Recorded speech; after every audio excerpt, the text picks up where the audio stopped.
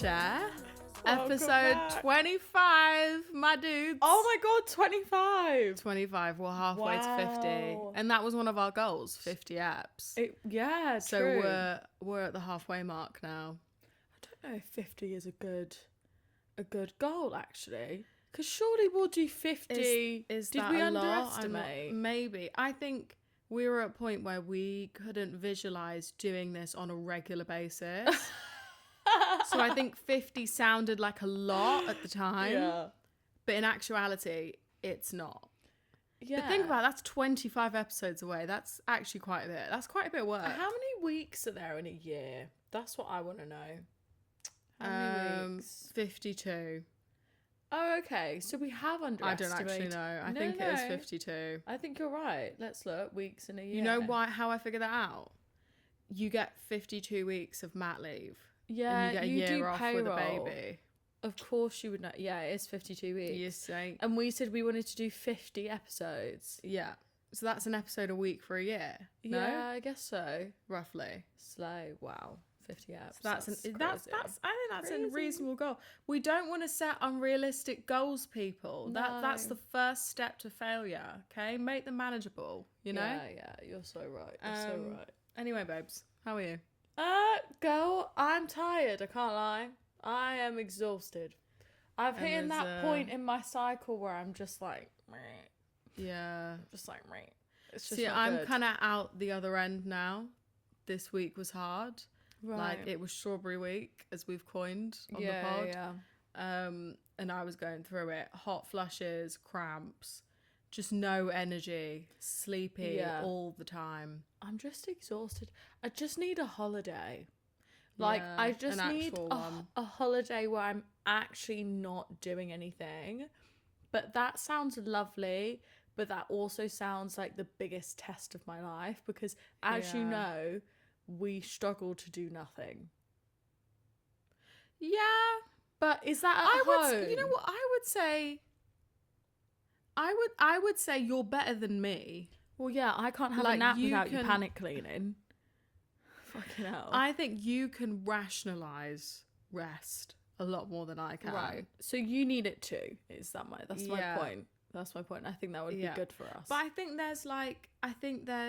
I think rest can come in multiple forms. I don't think it necessarily has to mean lying on the sofa. yeah. Like you can be doing things that are chilling, but you know, you're not necessarily just asleep. Yeah, Do you know what I mean? I would love to just leave my phone, take a Yeah. digital camera to capture pictures, Yeah. hand in my iPhone for a Nokia, Yeah. so I can just call, whoever I need to ring, just in case Absolutely. of an emergency. Absolutely. And that would be stunning. yeah. So other than tiredness, I'm good. I should have vetted this with you before, but a girl came up to us at the weekend she did. and she said she listens to the pod. She's a listener. And hey girl, thank you for listening. her name's Annabelle, if I remember correctly. I was a couple of chicken wines in. a couple. I'm pretty Couple sure. of bottles. A couple of bottles of blush rosé in. It was bank holiday. Leave me alone. That Annabelle, was my wow. girl. Honestly, what a surreal moment. You're a Absolutely. listener. And I think at the minute our listenership is sort of a combination of like families and friends or people who know of us who are just curious and nosy and want Yeah. to listen. Yeah, The fact we've got someone who's listening who just wants to listen I know. is a I wild know. thing to think about. So shout out girl, thank you Shout so much out, for Annabelle. listening. Thank you so much Honestly, for listening. she said keep going, and She that was gave such a me vibe. all the motivation that I needed to just Oh yeah. to keep going. Yeah, you know, she cracked me up as well. You are so funny, girl. You were like, Who, me? You are me. No, Annabelle was Oh. like, the listener, the fellow right, girly yeah, pop was yeah. like, you guys are me. Everything you say is me. I was like, really? Yay. I was like, girl, I'm obsessed. It's made my night. Honestly, So, that was so surreal good. moment. So shout out to you, babes. Thank you so much. You were lovely. When we had our hangover, like sort of debrief the next day, Couldn't believe it. We We were were like, just- Emma, we met a listener. and we just kept saying that, and then Yeah. there was long pauses of silence and Yeah. staring into the distance. Yeah, we just want to meet more and more of you guys. Absolutely. So if you do see us out, oh my god, please come up come to up us, and say hello. because It's the light of my life. Oh, honestly, yeah. Honestly. So thank you so That was much for really listening. fun. Wow. So fun. Wow. I'm good. So I've got a tip for the girly pops, actually. Ooh, a tip. Yeah, so we constantly talk about our sort of horrendous failures at dating. Yeah. And if there's anything I can do to help another girly out on her quest to find the man of her dreams, listen close. Any of the ladies who are looking for pilots, I know where they live, I know where they reside. All the pilots are in Brighton. Pilots. As in men who fly planes. Yeah. Men and women who fly Well, planes. listen, you would assume a pilot would be up there with the most eligible bachelors out of all the mix. Do you think? Well, no, I know, because my friend has a friend who's recently single. Yeah. Who's a pilot. Because he said, he was like, well, yeah, he's single, like just broken up with his missus over like 4 years or whatever. But he says, I'm not worried. And I was like, why is that? He was like, because he's just the most eligible bachelor. And I went, what does he do? And he went, he's a pilot. And I went, I understand. But why are pilots in Brighton? Because it's close to Gatwick. Now, I've made a note. Listen, they're in Brighton, they're in Hove, they're in Henley if they're doing really well. Really? They're making the good money, they're in Henley. Right? Because apparently it's a really easy commute to Gatwick. And that's where most of them live. Really? Because if they've got families and like kids and stuff like that, it's really quick on the motorway, straight there. That's where they are, queens. I have so pilots if of you're rat looking, bags. that's where they are. Get your asses to Really? Brighton for a night out. They might be out there. I'm not sure if you should be looking for pilots because the majority of shit I've heard is like what I've seen on TikTok. Stop. Is like pilots are often married. No. And they're shagging the air hostesses. They've got a good time gal in the air. But they've got a wife and kids at home. Bastards. You're right. That's what I've heard. So steer clear of Henley, Brighton, and what was the other one? Hove. Yeah. Yeah. That's what I've heard, that they're little rat bags. Really? Yeah, because of all the travelling and like close proximity with work.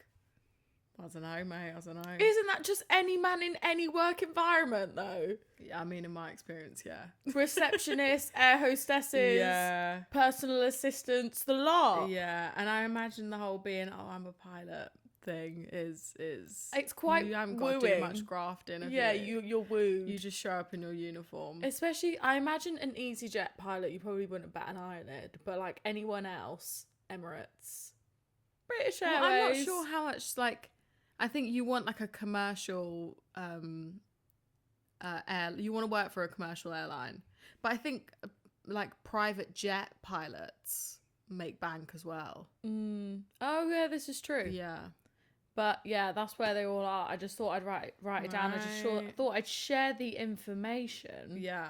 Because apparently that's all they are. But I found that quite funny. Imagine going to a school and there's like 15 kids and all their dads fly planes in Brighton. Surely that's in existence. You know what would be fucking fantastic? The Real Housewives, but they're all married to pilots. Ooh. So you know how you have like WAGs where you like follow all the wives and girlfriends of all the football players in the UK? They've done shows like that. They need to do one for the pilots. The pilot wives and girlfriends. The pags. Oh, the pags. But also, I was going to say the fags, the firemen. I can't say that. You're going to have to beep that. The women who are married to firemen. Yeah. Or who are dating firemen. I Also, know. well done. I wish I could. I'm shaking your hand through the mic, through the screen right now.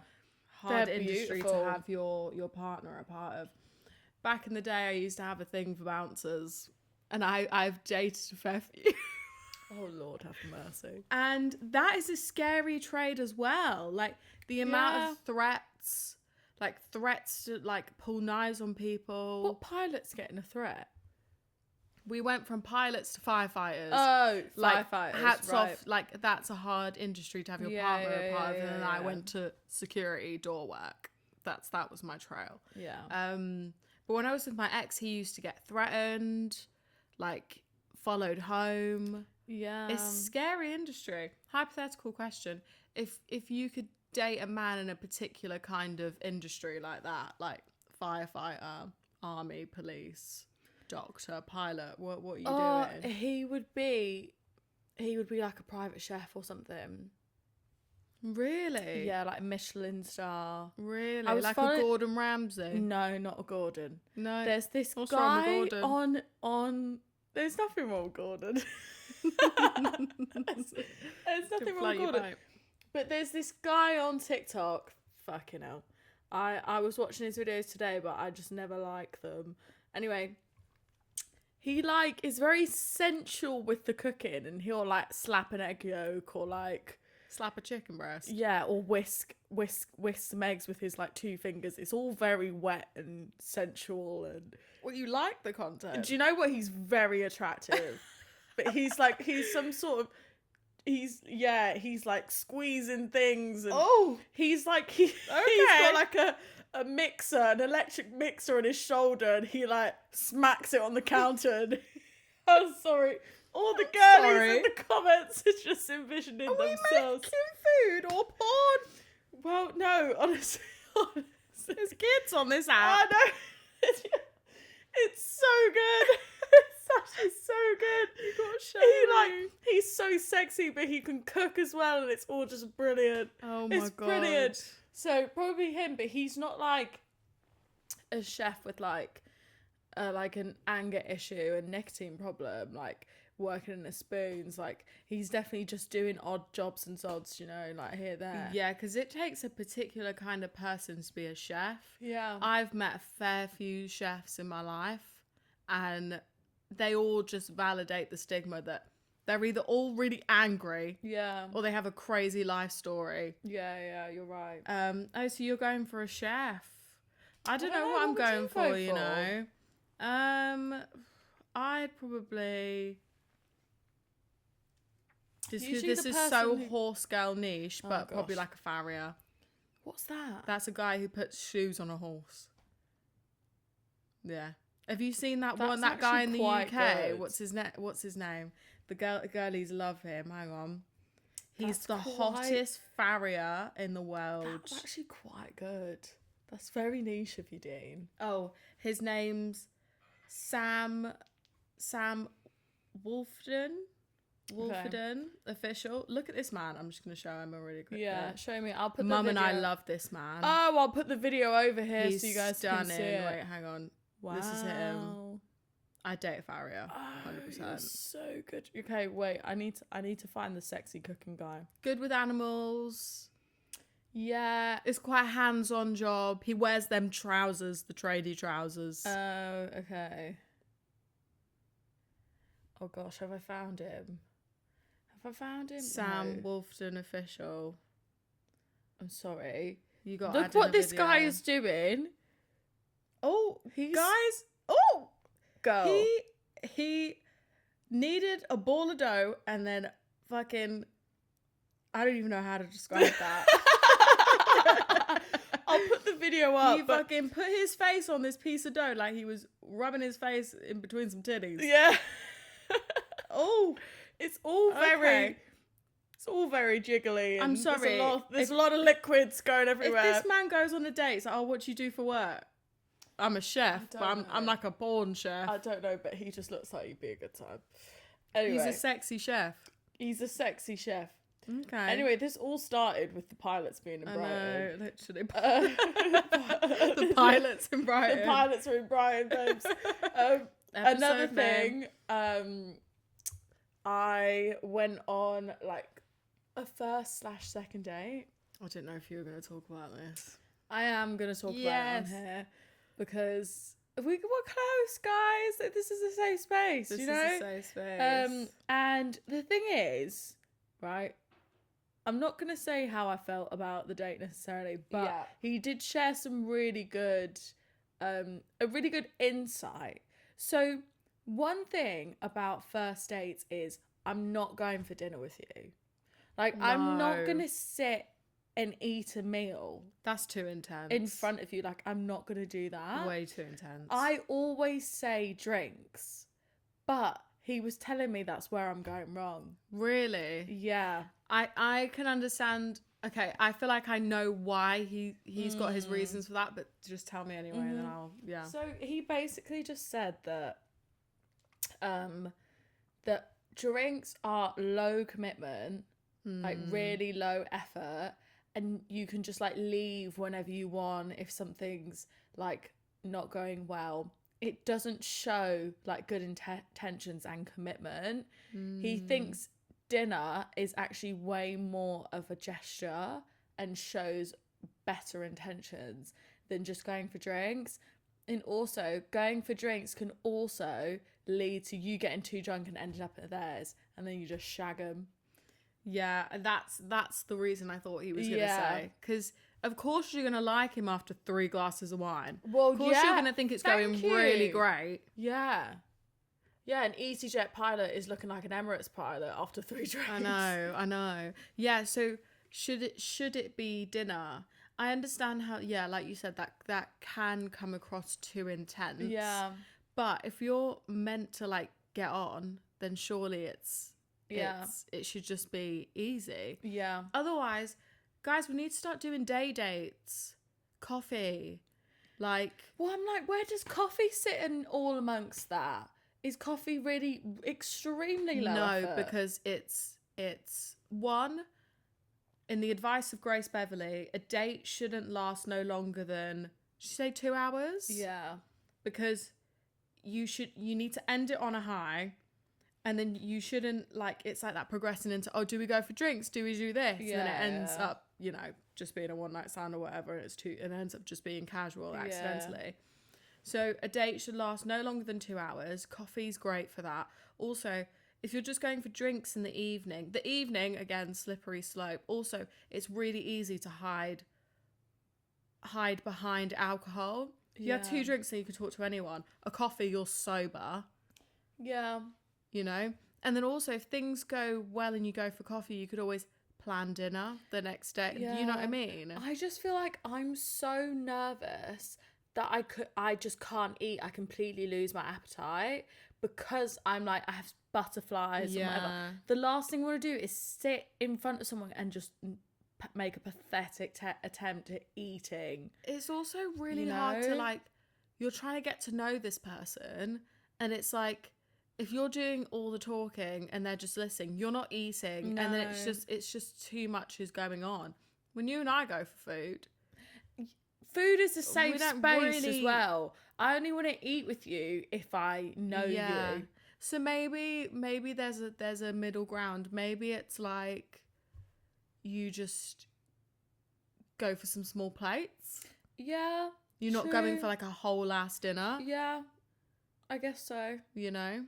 Even still, yeah, I think also with me, I always go on dates. I feel like if you've watched the podcast, I feel like a lot of my earlier stories around me going on dates. Shame, man. But you put me to shame. It takes a lot for me to actually go ahead and do it. Oh yeah. So I do feel like if I do have a drink, it does help me.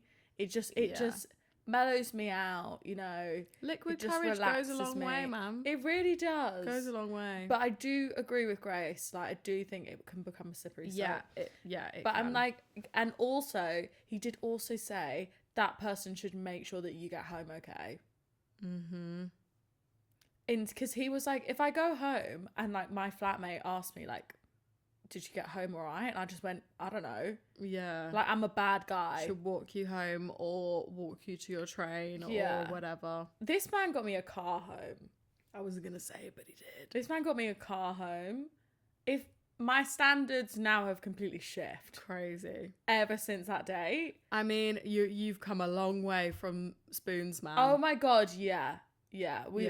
Wow. Comment below if you were here for Spoons, man. Yeah, if you were here for Spoons, man. If not, go watch the episode. I'll put it in the description, actually. I'll put in the Spoons date episode. Oh my God. So you guys can listen to it. Oh my God. But I was like, oh my God, yeah, that's so true. He was like, that's such, like, dickhead behaviour. Yeah. What do you mean you've taken a girl out? You haven't picked her up. Okay, if you've met her there, granted you live in a city, whatever. But if you haven't made sure she's gotten home all right, whether that's walking her to a tube stop or paying for her Uber, then that's just not Not good. Not the vibe. Not good. Mate, I need to go on a date in 2026. Yeah, girl, talk to me. How are you? On that front, there's nothing to talk about. Yeah. These men be living in my phone. Yeah, honestly, like it's not even worth wasting my energy. I think Instagram has created this festering environment where men who aren't serious about you can linger and lurk. Yeah. And just like drip feed you little things, and I'm just like, you're all annoying me. They're all trolls under a bridge. Honestly, and I'm just like, some of them at the weekend were testing me. I was like this on my phone. It's too many. There's too many actually. but I don't take any of them seriously. I'm like, if it's meant for me, it should be easy. So none of you are meant for me. Oh my god, you're so right. In other news, I have a new snack obsession. Oh, is it sweet or savoury? Savoury, and you've had it too. Guys, Lidl have introduced these, you know, the M&S onigiri bites. So it's like rice. I'm pretty sure it's salmon or tuna, and it's got seaweed on it. It's fantastic. Lidl have introduced a version, and our closest supermarket is a Lidl, so we are often in there, as much as it's not my supermarket of choice. No, it wouldn't be my first choice. Sorry, they've Lidl. got these onigiris in there, and I swear they put out like 10 a day because they're never in there. And ever since I had one really hungover one day, I was like, it gives me my sushi fix. Yeah. And they were in the shop today. I picked up two, one for Emma, one for myself. They do a chicken and teriyaki one. I highly recommend that as well. It's like, I want to learn how to make them, because I've seen people make them on TikTok. Yeah. They don't look that hard, but I'm obsessed with onigiri at the minute. I think we just need Obsessed to with get it. our sushi rice down. Yeah, because that I can do a flavour. basmati rice, like a dry, fluffy rice. We need to do sticky. We need Sticky. to manage sticky rice. How the fuck you even do that? Well, I've got no we idea. need rice vinegar. Yeah. That's what gives it that taste. And it's sushi rice, isn't it? Okay, Yeah, so maybe babes. we need to figure that out. And then it's like, you've got to cool it down, make the fillings, but I reckon we can do that. Yeah, yeah. So that's my new snack obsession at the Agreed. minute. I would have it every day if I could. Yeah. Guys, sleeping in fake tan is out. This spray tan in a fucking bottle is in. Garnier have this tan. It's an hour developing tan, and it's a mist. And you just spray it on yourself, and it makes you nice and golden brown after like 2 hours. No sleeping all wet and sticky in your white sheets. Yeah. It just makes you brown. It's clear as well. It's so clear. There's no stickiness. There might be a slight tack to your skin. You don't buff it in. You let it just dry. Yeah. And then I was putting moisturizer on top of it at the end of the day, after a couple of hours, as soon as I was done, finish it and ready, I was like, I'm gonna put some moisturizer on. Didn't even like mess with it. It's so good. I am not sleeping in fake tan ever again. This little Garnier bottle of tanning mist is the way fucking forward, mate. Do you know what? I'm loving it. It's so good, and it just makes tanning such a low maintenance task. Yeah. And it's just quick. Even if you just want to do quick arms, back, you know, Yeah. you're wearing a strappy top, you're good. Yeah. I think we're pretty late to the game with the mist, because I was chatting to the girly pops in the office. Yeah. I think we just missed the memo. Really? I think a lot of girls use them. Okay, so we might So be we might be, we might not. Yeah. But so easy. So easy. I'm Love never fake it. tanning again. I wish I was one of those girls that was like, right, Thursday night, fake tan routine, Yeah. let's go, doing it every week. But I fall off, get pale, think I'm ugly, then fake tan, and I'm like, I'm all right again. And it's just this continuous fucking cycle. Yeah. Lastly, so you know, there's a feature in your phone where you can see how much you spend on subscriptions. Fuck Yeah. off. I couldn't tell you how to do it now, No, but I don't want to know. I have a lot of subscriptions. One of them that really pisses me off is Emma and I both have Prime. Why are we both paying for Amazon Prime? I don't know. So that's one thing. I had it first. There's a lot of, I need to audit the subscriptions in this family, so then we can do an overview who has what, so we can get things cancelled. We need to streamline this shit, because I don't know if this is a lot of money. It shocked me, okay? So how much do you think I've spent on subscriptions in the last 12 months? I'm going to let you girlies take a guess. 120 quid. 420 quid in the last 12 months. What is that divided by 12? What is the bulk of it? It's like my TV subscriptions. That's like £36. Is it £36? You are such a smart guy. Is that what it is? £35 a month. Are you joking? Yeah. I spend 35 quid a month on subscriptions. Shit. You were such a fucking... I need to do a clear out. Wow. Thing is, I manage a lot of our own subscriptions as well. So with the pod, like I manage our subscription with our distributor. So that's something that we do combined. So it's I'm not paying for all of that money. Other things that we have in relation to the pod, we've just got a fucking wonky pod subscription as well. Yeah. That's like 27 quid a month. You're joking. Not a month. Every 2 months.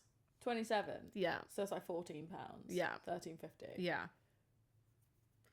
So 420 quid, my dudes. All right, the coffee one I can justify. Netflix, we're on the ad one. Yeah. Disney Plus is 14 quid. Yeah. Do I pay for that? Do you pay I for pay that? for Disney. You've got Paramount, haven't you? I have. And I've got Apple. I had Now. I don't have it now. What else we got? We've got Spotify subscriptions each. Yeah. Because I had to pay for my own one because I'm an artist. They act like artists making bank. I had to make my own. I had to come off my mum's family one and make my own one. I got booted off that one too. Honestly. Yeah. We'd still be on mum's Netflix if we weren't in the same bloody house. Absolutely. Send me the code. So we've got the $5.99 Netflix. Our older sister Athena, she was like, Lydia, don't admit that to people. Yeah, she like, thinks why? we're frugal. I'm not frugal. She thinks we're tight. I love stuff. Oh yeah. 100%. I watch the ads. It reminds me of my youth when we used to watch live and TV. you know It's what? nostalgic. It gives me a break to watch TikTok. As soon as that It ad does. goes on, the volume goes off, TikTok comes up. And we're scrolling. We've got 90 seconds to doom scroll. Yeah, I've got something else as well. So I saw this TikTok and it said that the food hygiene ratings in King's Cross and St Pancras are diabolical. And people who work in St Pancras and King's Cross station literally back up that you shouldn't eat there. What do you mean? Like eat what? Hygiene level 1. Like, this wasn't a shock. E&L Calf, that place that's grotty. Oh my God, there's flies in the windows. It's disgusting. Yeah, don't right? eat from there. No. But apparently they've got like, where they're keeping the stock is gross. But if you think about St Pancras and King's Cross, it's dirty. Fuck. Apparently you should be eating in there. I think M&S is all right, but I don't think you should be eating in the other places. So places like where the food is like a sandwich from M&S. Oh, bless you. I might sneeze again. Hay fever, guys. I think I'm all right. All right, go on. That was a close call. So can you get a sandwich from M&S? Is that all right? Or no, the stuff that's exposed, like the bakery stuff and the... Yeah, so like Starbucks. Oh, fuck. What's that burger place? Shake Shack. Why shouldn't you eat from there? Because it's like they're making the stuff in the kitchen. So we can't have a breakfast club? I didn't even think about that. Blank Street. Got What? no idea, mate. Drinks included? Yeah, should I just have a look at the hygiene rating? For, Why is that place still open? Shut it down. Shut it down. Hygiene rating, St Pancras station. Yeah, 1 star, mate.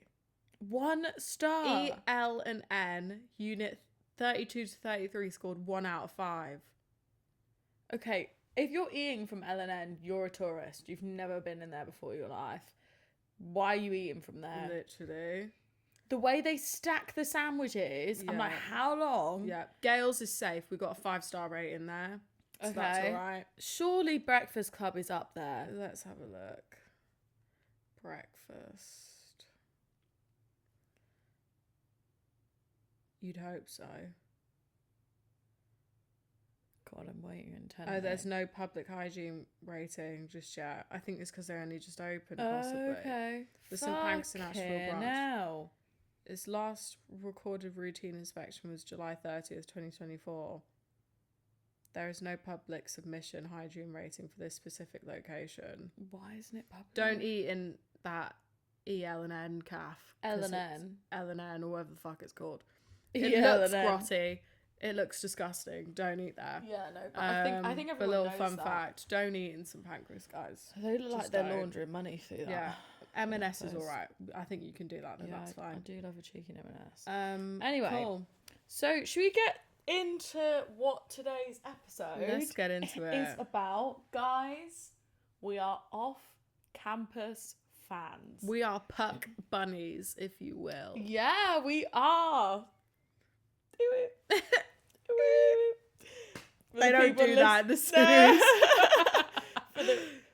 We loved the Boy Aquarium before. We absolutely love the Boy Aquarium now. We love it now. We are book girlies. The fact that they've been able to translate this into the series, I'm obsessed. Yeah, Emma and I were having a great time. We were pulling scenes back. Yeah. We are obsessed with the storyline, and we Yeah. are so glad that season 2 is confirmed. Do you want to give a bit of a summary to the So I think you can. I'm sorry, babe. So you can only really watch this if you can only really be entertained by the next half an hour of this episode if you've watched Off Campus yourself. If you haven't, you're more than welcome to listen if you want to. Yeah. Otherwise, pause, go watch the series, and then come back because Emma and I are going to be talking about basically Off Campus for the next half an hour. Yeah.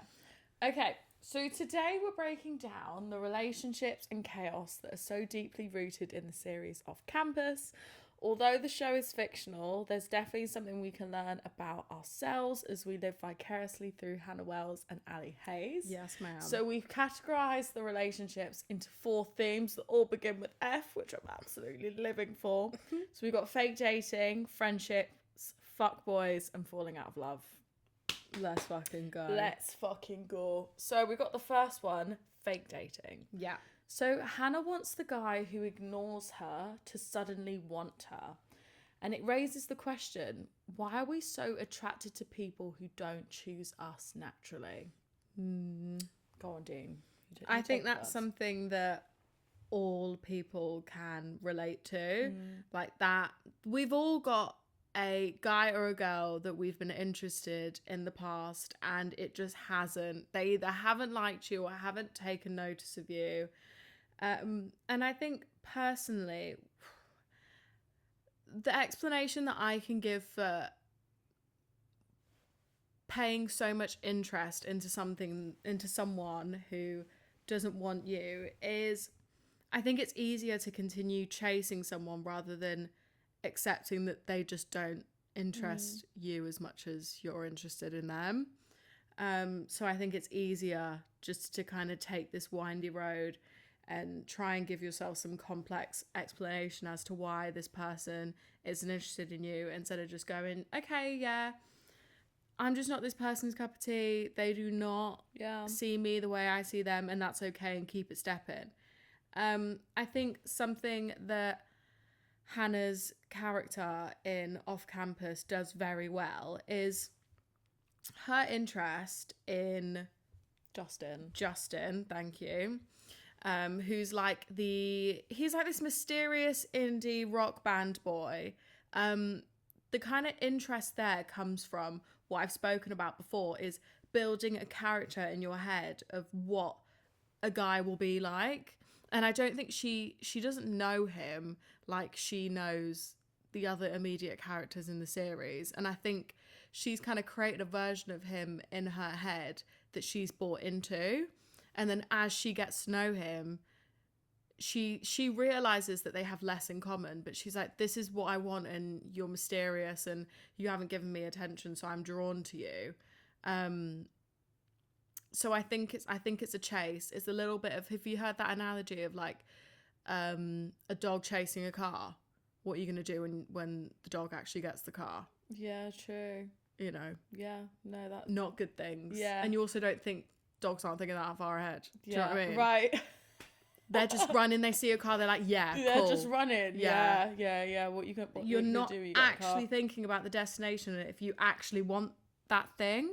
I think a lot of us do that. We're like, oh, is he interested? Do I like him? Yeah. Genuinely. Well, can I interject? Yeah. It's like, does she genuinely like him? Yeah. Or does she just want everything that he has? Yes. Which is something I think has been a common theme for you That's Emma, been recently. something. Guys, we're close here. Besties, listen closely. I had an epiphany recently.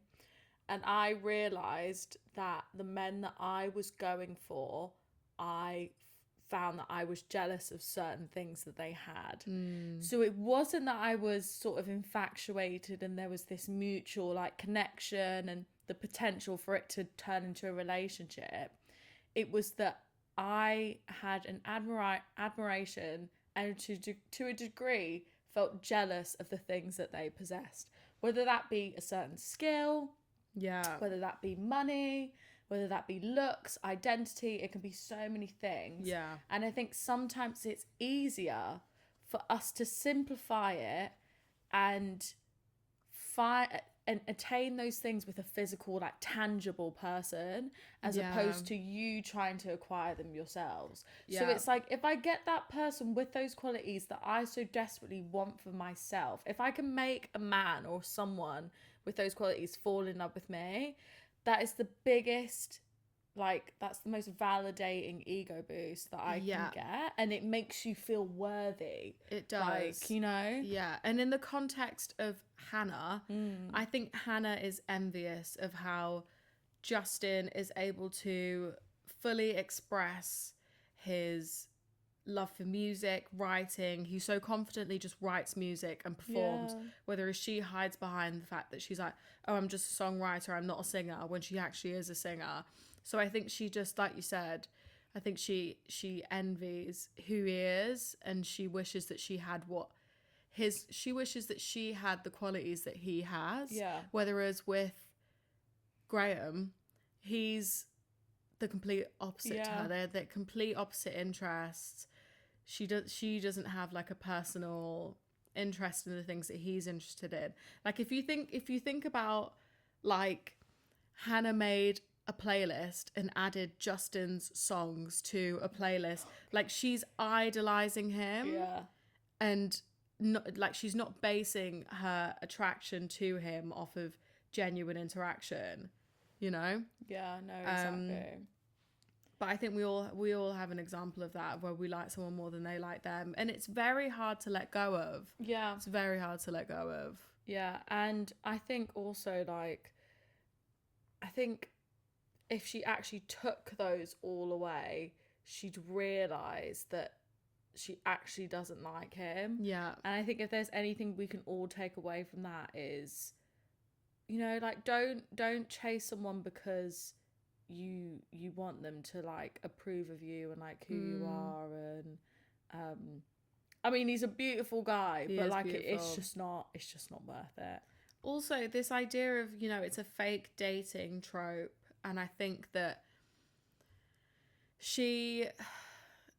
because it was based on a lie, she was dating someone else to try and get Justin's eye, and because, like, Garrett was telling her how to be and how to entice him, it's like by the time that Justin bought into her, she didn't know how to speak to him. No. Because everything she did wasn't authentic. It was based on another man's instruction. Yeah. So it was just meant it was going to fail from the beginning. Yeah. You know?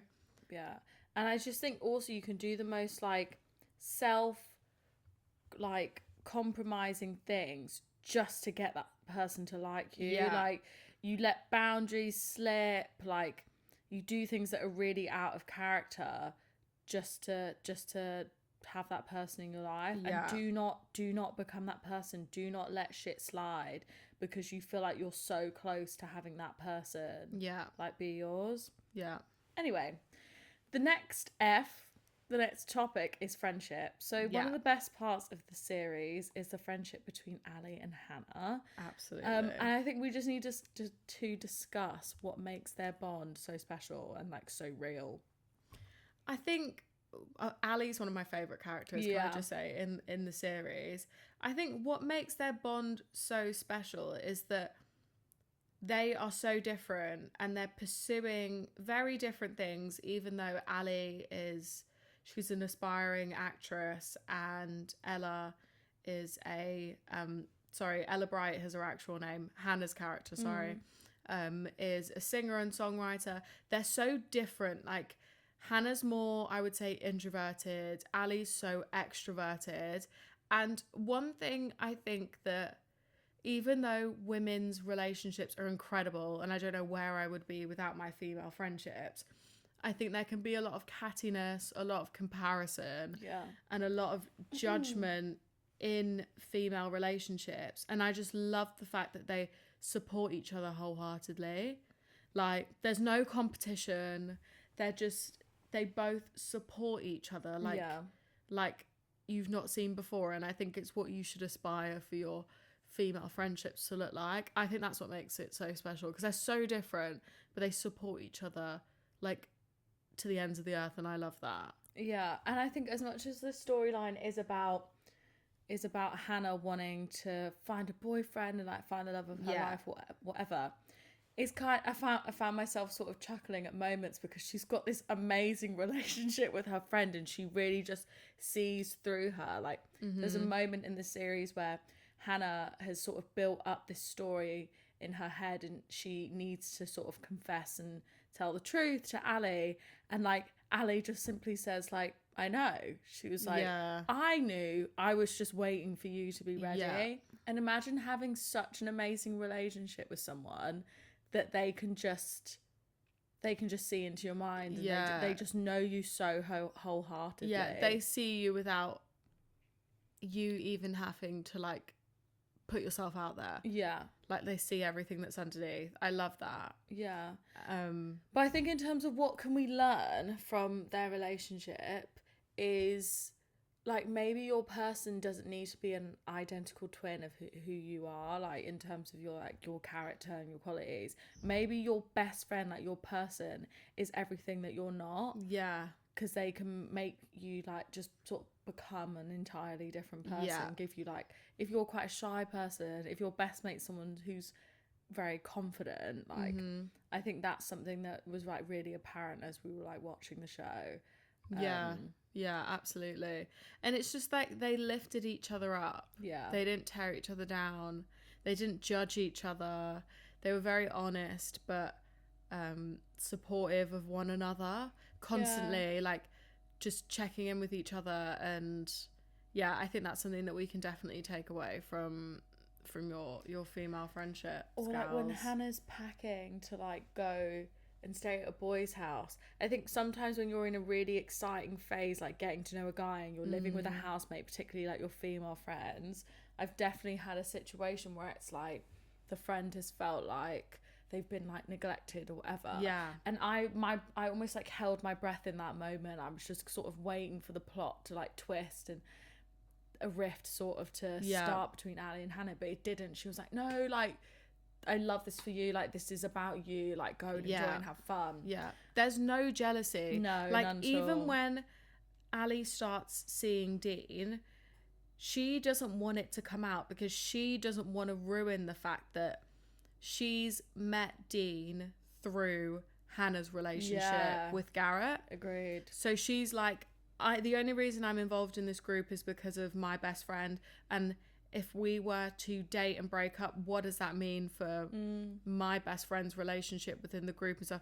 Like, it's so selfless. And like, Hannah doesn't know yet, right? No. It's still a secret. So I would assume that when she finds out about that, like, she wouldn't even be angry. She'd be like, well, why didn't you tell me, kind of thing. I would have been supportive. Like, I just don't gauge any jealousy. No.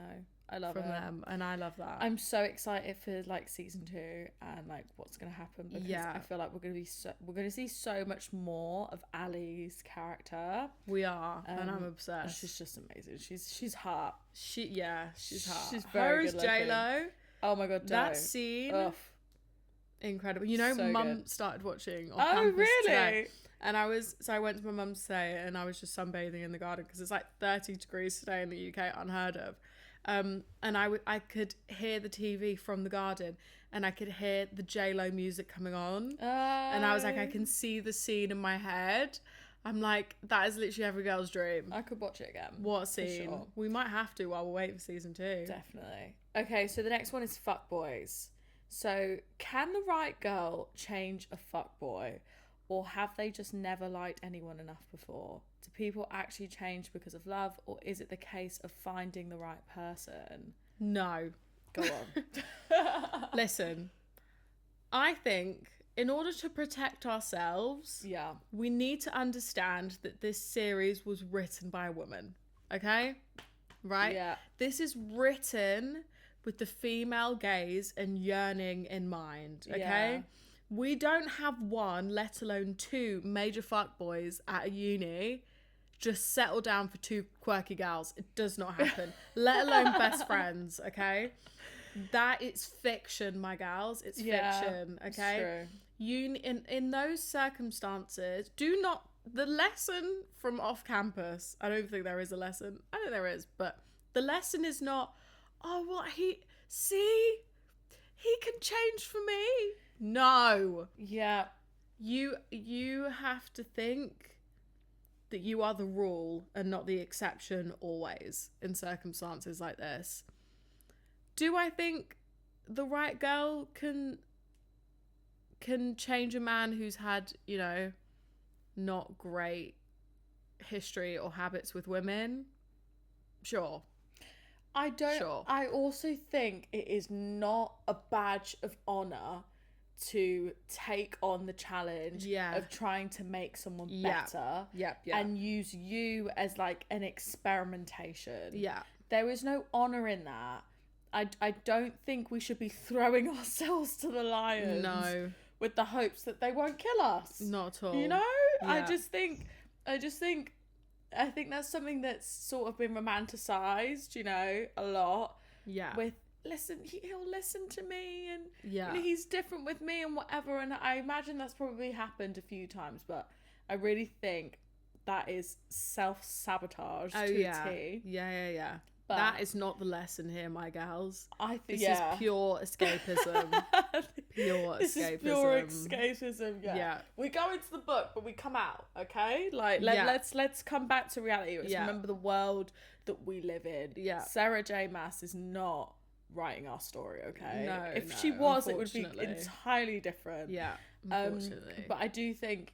I do think someone has to take, let's say, in the context of Garrett or whatever, said fuckboy, whoever, insert name, whoever it is you want to be, I do think they need to take some accountability and really take the initiative to grow, because I do think they're making choices that they've actually thought about, and whether that means just sleeping with this girl and that girl and whatever, I do believe it's a choice. And I'm sick of this, like, I'm sick of those men being positioned as like emotionally complex and like I've got demons and it's so deep. Sometimes they're just a bad person, you know, and sometimes they just don't care, you know, and they're gonna fuck around with your feelings and they don't care about it. You know, you're exciting one day and he's had his way with you, and the next day you're not as exciting. I do think it's just sometimes that black and white. I mean, if we were to take advice from Ali and Hannah's characters in terms of, okay, well, hypothetically, how did they sway the fuckboy? Like, what makes them different to the other women in the series, right?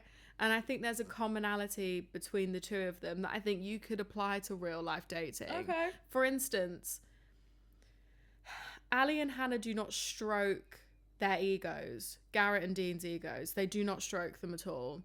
They see past this facade and brand that they've given themselves, that they're like womanizers and every girl wants to sleep with them. Yeah.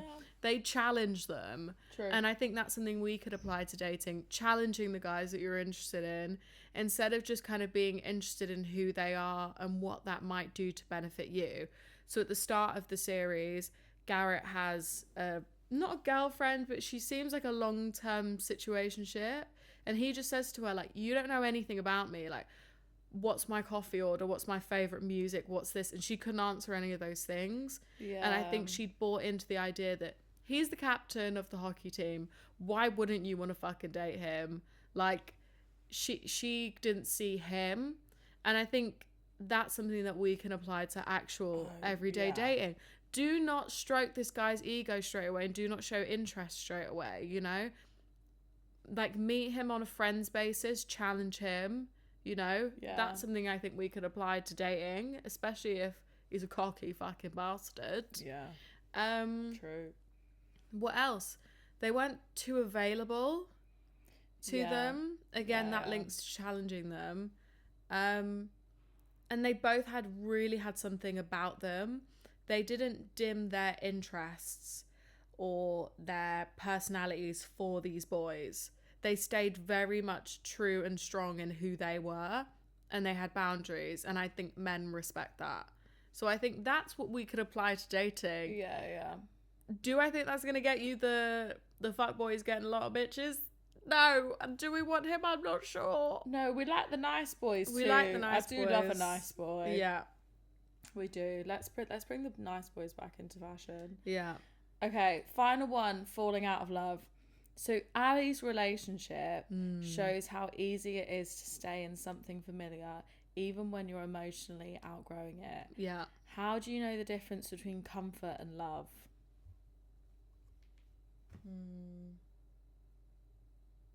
I feel like you can answer this. Yeah, I feel like I can. Let me answer this. I think you should answer this. So, I don't know. It at times with Ali and God, I can't even remember the guy's name. He just wasn't that. He dresses as Ben Affleck. Oh. In the show. Yeah, he when really she's did. J-Lo. Where is he? So I have no idea. Idea. Oh, it doesn't say his name. His real name's Riley Davis. Okay. But I don't know what his name is. Anyway, Ali's boyfriend and then ex-boyfriend in the show, they really sort of encapsulated this couple that probably got together in high school. Or like first year of uni. Yeah, or like, well, no, I feel like they knew each other before. Like, do you think? Yeah, I just feel like it looked like there was like quite a lot of years there. Yeah. And they were just clinging on to it. Yeah. But I think actually maybe Ali's character probably didn't see her boyfriend for who he was, because he says like, oh, I just thought you'd grow out of drama because it was a phase and like your aspiration to be an actress. And I'm like, surely he was always like this and she's only just suddenly having this epiphany. But I think it can be so easy, especially as a woman, you know, to the thought of being single when you've been in a relationship with someone and you have loved them. And I think sometimes that shift from love to comfort is really hard to pinpoint when the tables have sort of turned with that. And I also think that sometimes, I think with the caliber of dating sometimes can be really scary, especially if you're someone who only dates one man at a time, like Ali did in the beginning, and she wasn't necessarily about like just sleeping around and stuff like that. She's a serial monogamous. She was a serial monogamous, and I think sometimes it's like when the universe gives you one, and like we've said, if you discard it, you're being greedy and you won't find another one. And I think sometimes you spend all that time getting to know someone. The thought of throwing at that in the bin and starting from scratch is really scary. Hard to think about. I also think his name's Sean in the series. You're right. Sean. Yeah. I also think that it's very prominent that they're kind of coming towards the end of their uni experience. They're not freshmen or like in their first year anymore. Ali's starting to think about her future, and I think sometimes when you date boys in specific environments that are only temporary, like school and uni and whatever, I think you can be caught in a bubble, and then when you start thinking about the future and, oh, I don't actually want the same things that this person wants, or it was kind of okay for me to be agreeable and say, yeah, I'll move to da da da with you, and yeah, we can move to the town that your family live in, because it's like we're here now. And I think Ali's thinking about her future and jobs and stuff like that, and the red flag is he's not unsupportive, but I think he doesn't take her interests seriously. Yeah. And I think that scared her, and that was strike number one. So I think your environment changing and thinking about the future can maybe spark questions about, oh, is this person a right now, or is this person a long term thing? Yeah. What was the question again? How do you know the difference between like comfort and love? When you're making fear-based decisions. Yeah, I was about to say that. Yeah. When your rationale is like it's driven by, oh, well, what about the unknown? What about things that are uncertain? Oh, well, he loves me. Yeah. Oh, he hasn't done anything wrong. You know, which links back to what you were saying about, oh, well, the universe gave me one boyfriend. If I dump him, I'm ungrateful. Yeah. I think it links back to that. Yeah, and I also think I think sometimes with comfortability comes making that other person's life easier. So you're not only leaning into your own comfort of the relationship, but you're also making it comfortable for them. Yeah. That meaning like choosing to go to the uni that your boyfriend wanted to go to, or hanging out with the people that they want to hang out with, and moving to the city because they got the job opportunity and stuff like that. Yeah. I think if you find that you're making decisions for them, yeah, and not yourself, and if you are making them for yourself and they have objections to that, that also for me is a really red flag. I think Ali is a great example of, do not put your interest and your life goals on the back burner for a man. Yeah. Just to maintain a relationship. Agreed. Yeah. I think she's a great example of that, and I'm really excited to see how her character is going to flourish. But I also think in the next season, I love how she's sort of found potentially another monogamous relationship with Dean. Is it Dean? And she's like at the minute just trying to explore her sexuality and just dating and stuff like that. Yeah. And I'm just like, I kind of find amusement in that, because also just like no strings attached and doing whatever is also great, but also finding a relationship can be great. Yeah. And I do think the best things find you when you're not looking. Oh, and I absolutely. think that was the best example of that. You'll find a boyfriend, you'll find a man, you'll find like the next pivotal moment in your life when you least expect it. Oh, bless you. Sorry, bless girl. you. Double sneeze. Bless you.